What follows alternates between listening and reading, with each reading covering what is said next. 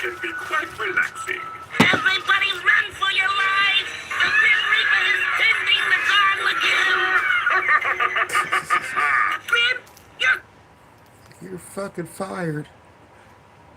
Shouts out to the big homie Zaza. Y'all know he recently did an interview over on Higher Desert Exotics. Y'all know you check that out too. Another banger. One thing I would have to say is imperative to your inbred line is inheritable traits. Inheritable traits in grasping the concept is vital to the success of your inbred line. I mean, just think about it. Inheritable traits are traits that are passed down through generations. This is why ancestry is so important, because when we look at the ancestry in a family tree, we get to see some of the players in the game who hold some of the traits we may be interested in. And the most beautiful thing about artificial selection is at the present moment, you determine the traits that are passed down moving forward. You get to shape the ultimate destiny of the line you're creating, right? Whatever your desired outcome is the outcome that will be the end result. With that being said, there's so many fish in the sea. How do we pick the right female? Like I said, twist two and keep it moving. I kind of gave you a hint already. Definitely has to do with lineage and ancestry. Priority, number one. But today, we'll look at some other things that you want to focus on when selecting and picking a female or mother for your inbred line. Without further ado, let's get straight into it. Like, comment, share, and subscribe, you heard? You know it. Turn up the leaf blower in the low. Should've been a hippie, should've been a child. Prayer with no dreadlock. Oh, yeah. Another thing, don't forget to join the Discord.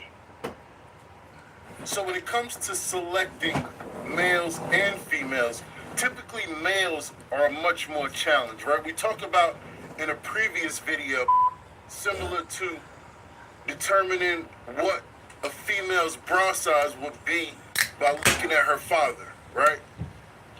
Because ultimately in these plants, we want female, right? First and foremost, super important, athleticism, vigor is always my number one. You have to understand that I choose vigor as my number one, even when I see other things that are really appealing, right?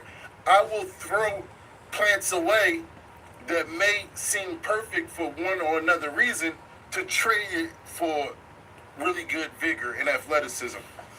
And it's a reason, right? When we pick the most vigorous athletic plants, it comes along with mold resistance, drought resistance, pest resistance. You know, they come hand in hand. So it's a lot of pluses, and we understand that traits are independently assorted. So whenever you can focus on one individual trait and then grab several along with it, you want to take advantage.